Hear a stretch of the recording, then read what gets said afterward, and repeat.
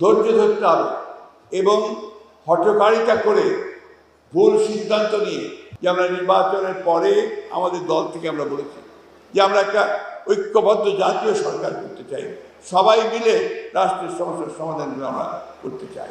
এটা আমাদের কথা। এখন যারা অন্যান্য দলে আছেন, যারা রাজনৈতিক দলগুলো আছেন, তারা অবশ্যই এটা ভাববেন, চিন্তা করবেন এবং সেই হিসাবে তারা তাদের যে মতামত সেই মতামত দেবেন।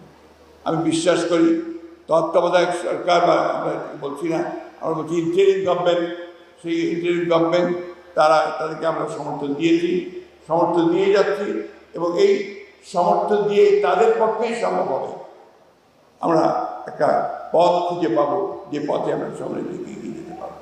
যে আজকে বাংলাদেশকে নতুন করে নির্মাণ করবার যে স্বপ্ন আমরা দেখছি, সেই স্বপ্নকে বাস্তবায়িত করতে হলে